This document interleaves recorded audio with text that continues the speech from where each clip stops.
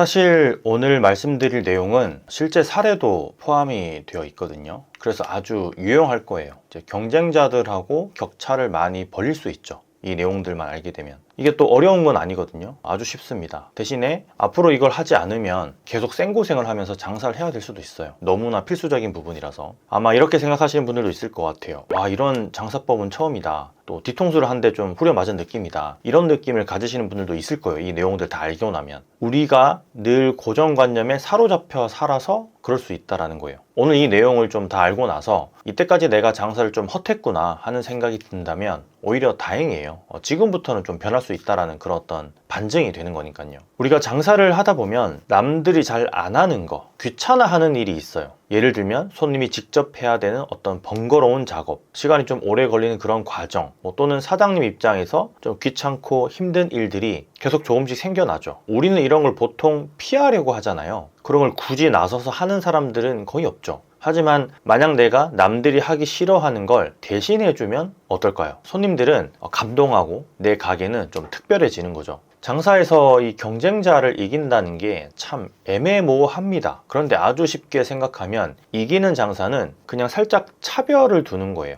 사람들이 이 가게는 다르다라고 느껴지는 그런 포인트들이 있어야 브랜드가 되는 거죠. 그냥 가게가 아니라 이기는 장사를 한다는 얘기예요. 그런데 대부분의 가게는 경쟁이 심하고 차별화를 좀 만들기 어려워요. 사실 이건 어쩔 수 없는 부분이 있죠. 그렇다고 우리가 식당을 예로 들자면 세상에 없는 음식을 우리가 팔 수는 없잖아요. 아무도 안 사 먹을 거니까. 그래서 우리는 있는 음식 중에서 식당을 예로 들자면 어떻게 이걸 제공하고 어떻게 서비스 하냐에 따라서 차별화가 생겨난다고 봐야 돼요. 손님이 가게를 선택할 때 가장 중요한 것은 이 가격이 아니라 경험이기 때문이죠. 비슷한 가격이면 더 편한 곳, 더 좋은 경험을 주는 곳을 선택하게 돼요. 그래서 불편함을 해결해주는 가게는 쉽게 망하질 않아요. 그리고 자연스럽게 브랜딩이 되는 거죠. 저희 동네에 이 옷을 수선해주는 집이 나란히 두 곳이 지금 붙어 있거든요. 저희 집 가까이에. 매일 가던 곳만 제가 가다가 하루는 그 매장이 문을 닫았길래 옆 수선집에 전화를 해보고 갔어요. 바지 기장을 맡겼고요. 실력은 제가 가늠하기 힘들 정도로 그냥 비슷했어요. 바지 기장 자르는 게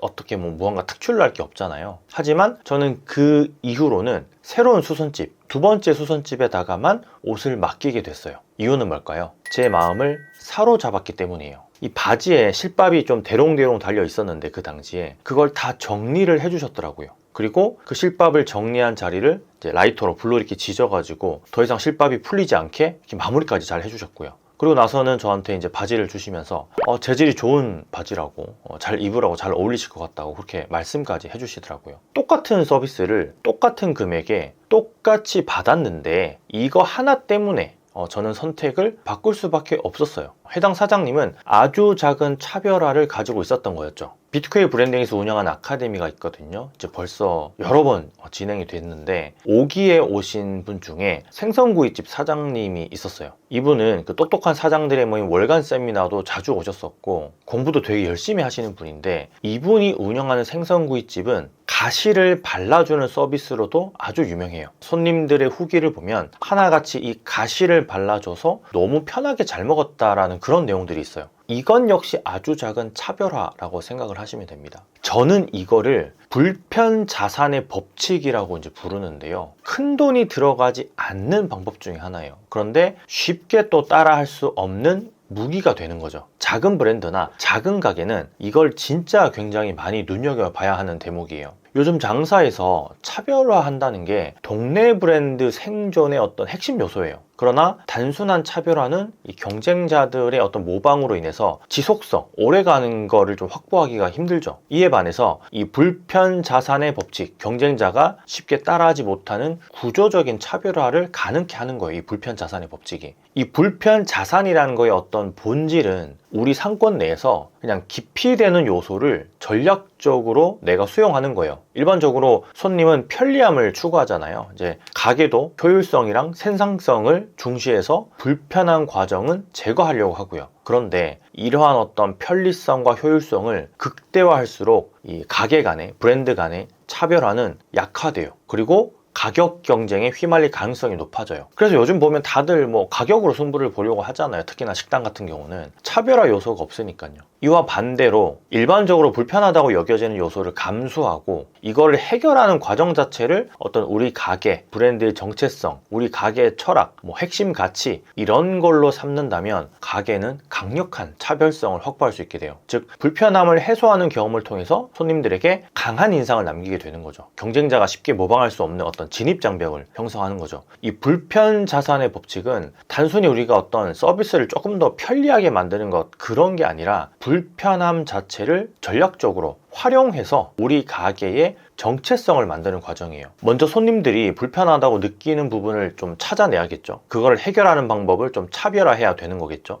그리고 이 해결 방식이 단순한 어떤 서비스 개선이 아니라 우리 브랜드만의 아주 독특한 시스템이 되도록 만들면은 그러면 바로 성공을 하는 거예요. 자, 이렇게 하면 경쟁 가게가 쉽게 따라할 수 없는 강력한 어떤 차별점을 가질 수가 있겠죠, 당연히. 결국은 이 남들이 기피하는 어떤 불편함을 감수하는 순간 내 가게는 흔한 곳들, 흔한 가게들과 차별화가 되면서 특별한 존재가 된다는 거예요. 이 특별함은 아주 단순한 어떤 마케팅 전략이 아니라 손님들이 내 브랜드를 선택하는 가장 결정적인 이유가 되는 거죠. 이런 의문이 드실 것 같아요. 지금까지 이 내용을 보신 분들이라면 그래서 이 진짜 뭐 작은 가게도 이런 어떤 불편 자산의 법칙, 네가 말한 불편 자산의 법칙이 통해? 해봤어? 라고 말씀하실 분들이 많은데요. 실제 사례로 제가 이야기를 한번 좀 드려드릴게요. 캠핑 이야기를 좀 해야 되는데 캠핑은 좀 이렇게 자연 속에서 좀 자유를 만끽하면서 힐링할 수 있는 그런 매력적인 활동이죠. 하지만 캠핑을 즐기기 위해서는 꽤 많은 어떤 수고스러움이 필요하잖아요. 저도 그래서 캠핑을 잘 가질 않는데, 왜냐하면 텐트 쳐야 되죠. 요리하고 또 먹고 난 뒤에는 설거지도 해야 되죠. 또 텐트 접어야 되죠. 이러는 과정이 좀 번거롭고 귀찮아서 캠핑을 좀 포기하는 사람들이 많잖아요. B2K 브랜딩에서 이제 리브랜딩을 진행한 청주의 캠핑펍 글러브라는 매장이 있어요. 이 매장이 바로 이 불편함을 해결하는 방식으로 차별화에 성공한 곳인데요. 보통의 캠핑장과 다르게 이곳에서는 손님이 식사를 마친 후에 치우지 않아도 돼요. 글램핑장이라서 텐트는 다 이미 쳐져 있고요. 모든 정리는 직원들이 다 대신해 줍니다. 이게 바로 불편자산의 법칙이 적용된 사례라는 거예요. 일반적으로 캠핑장에서 우리가 음식을 먹고 나면 뭐 글램핑장이든 똑같죠. 설거지, 정리 이게 가장 큰 부담이 되잖아요. 또 고기나 해산물 이런 거 구우면 막 기름, 냄새 막 이런 게 다 사방으로 튀고 식기랑 조리도구 이런 거 세척하는 일도 좀 번거롭기도 하고요. 캠핑 같은 경우는요. 그리고 뭐 냄비라든지 접시라든지 그릴도 닦아야 되고 쓰레기도 또 분리수거까지 해가지고 정리해야 되고요. 이게 술 먹고 나서 이걸 하려면 더 사실 귀찮잖아요. 이러한 과정이 귀찮아서 캠핑을 꺼리는 사람들이 많은데 캠핑펍 글러브는 바로 이 불편함을 해결하는 것에 집중을 했어요. 글램핑장으로 일단 시작을 했고 이 한 가지 요소를 더 추가했죠. 먹고 나서 치우지 않아도 된다. 그래서 이 캠핑펍 글러브는 단순한 어떤 캠핑장이 아니라 완전히 새로운 경험을 제공하는 그런 공간이 됐어요. 캠핑이랑 펍을 중간에 넣었잖아요. 네이밍도 저희가 새로 다시 한 건데 새로운 형태의 공간이라는 느낌을 주기 위해서 이제 네이밍을 새로 한 거예요. 여기를 운영하는 사장님 두 내외분이 야구선수 출신이거든요. 두 형제입니다. 기존에도 이제 이런 비슷한 형태의 매장을 운영을 하셨었는데 그때는 리브랜딩을 하기 전에는 이름이나 컨셉이나 이런 게 아주 무관했어요. 전혀 상관이 없었고 그냥 단순히 어떻게 보면 캠핑 용품을 나열해 놓고 또 그냥 판매하는 약간 그런 판매장의 느낌이 더 강했어요. 글램핑도 살짝 했었지만 어떤 공간의 무드나 고객 경험, 손님들이 와서 경험하는 거에 대한 어떤 고려가 좀 부족했었던 거죠. 저희가 이제 리브랜딩 과정에서 공간 디자인도 사실 전면 개편을 했거든요. 외관은 좀 붉은색 포인트로 좀 시선을 좀 이렇게 사로잡았고 내부는 우드톤, 빈티지 감성의 캠핑 콘셉트로 꾸몄고요. 창고형 건물인데 이 창고형 건물의 장점을 살려서 개방감을 좀 극대화한 거죠. 천장 조명이랑 또 커튼을 달아가지고 아늑한 분위기도 함께 연출을 했고요. 한쪽 벽면에 설치된 그 대형 스크린도 하나 설치를 해가지고 해외 캠핑 영상을 막 상영하기도 하고 뭐 뮤직비디오나 또 재즈, 팝 음악 나올 때 그 뒤에 이제 배경 영상을 깔아놓고 그렇게 해서 분위기를 굉장히 세련된 분위기를 만들었어요. 외부에서는 막 정통 바베큐 또 최근에는 뭐 플래터 이런 것들을 즐길 수 있게 계속 개발하고 있고 실내에서는 또 버거, 뭐 샌드위치 이런 것들로 아이들도 좀 부담 없이 즐길 수 있게끔 그렇게 다양한 메뉴를 제공을 해요. 이처럼 이 캠핑펍 글러브는 기존 글램핑장하고는 차별화된 경험을 제공해요.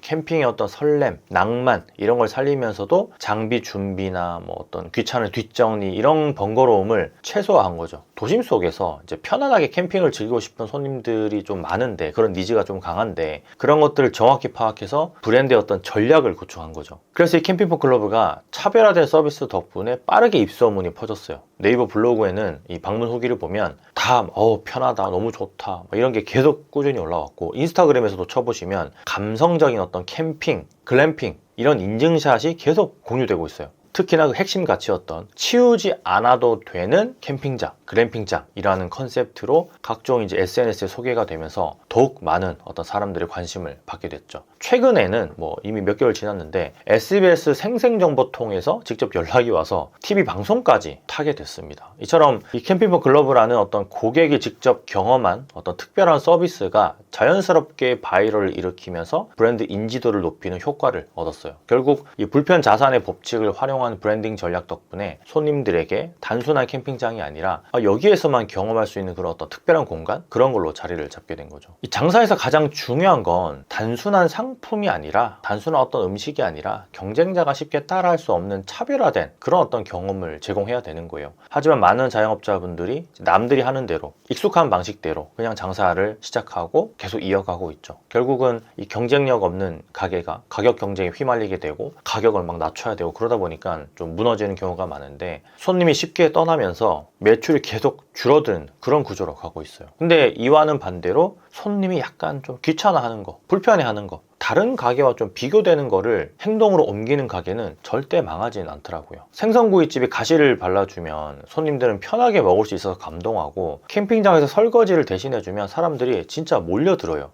이런 가게는 고객 경험 자체가 차별화되면서 자연스럽게 입소문을 타고 단골을 확보하게 된 거예요. 살을 다 발라주는 그런 해장국집도 저희가 기획을 한 적이 있는데, 해장국 막 뜯어 먹으려면 뭐 이렇게 발라서 먹으려면 저는 젓가락질을 잘 못해서 손가락이 너무 아프거든요. 그리고 여기에 막 힘이 들어가가지고 먹다가 중간에 젓가락 내려놓고 손으로 들고 먹기도 하고, 그거 고기 뜯다가 양념이 튀어가지고 옷에 막 많이 묻은 경험도 있고, 양념 자체가. 그리고 점심때 짧은 시간에 해장국 먹기가 조금 부담스러울 때가 있었는데, 그런 것들이 다 불편자산의 법칙이 되는 거죠. 그거를 살을 다 발라주는 그런 해장국을 기획을 해가지고 굉장히 잘 되고 있는 것도 있습니다. 남들이 하기 싫어하는 걸 대신해주면 그게 곧 강력한 어떤 브랜딩이 돼요. 경쟁자가 쉽게 따라하기 어려운 그런 무기가 된다는 거죠. 일반적인 차별화 전략은 금방 모방을 당하지만, 이 불편 자산을 기반으로 한 차별화는 이 지속성을 가질 수가 있어요. 손님이 이 가게에서만 경험할 수 있는 특별함이라는 걸 좀 인식을 하게 되니까 계속 방문을 하게 되는 거죠. 이 가게만 그렇게 하니까.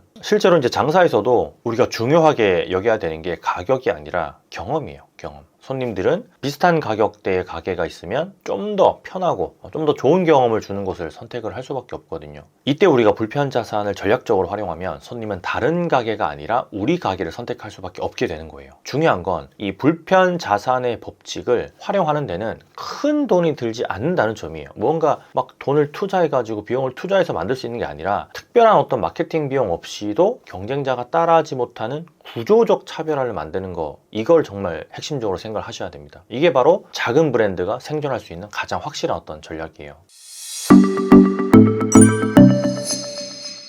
오늘 제가 말씀드린 이 불편 자산의 법칙, 여러분의 가게에 적용해 볼 수 있는 그런 부분이 있을까요? 남들이 하기 싫어하는 귀찮은 일을 기꺼이 한번 해보세요. 손님들은 그 차이를 느낄 거고, 여러분의 가게를 선택하게 될 거예요. 결국에는 경쟁자가 하지 않는 거를 우리가 하게 되면 손님이 경쟁 매장에 가더라도 이 매장은 여기에 있는 게 없네? 여기는 이렇게 해주는데 여기는 안 해주네? 이렇게 되면서 다 경쟁자들이 쓰러집니다. 발길이 뜨문뜨문해져요. 그러면서 우리 매장으로 다시 돌아오게 되는 거거든요. 결국은 사장님 가게만 살아남게 될 거예요. 꼭 여러분들의 불편 자산의 법칙, 그리고 다른 매장이 하지 않는 것 중에 손님들이 불편함을 느끼거나 좋아하는 것, 손님들이 원하는 것, 그런 것들을 한번 찾아보시면 좋을 것 같아요. 건프로였습니다. 오늘도 많이 파세요. 들어갈게요. 감사합니다.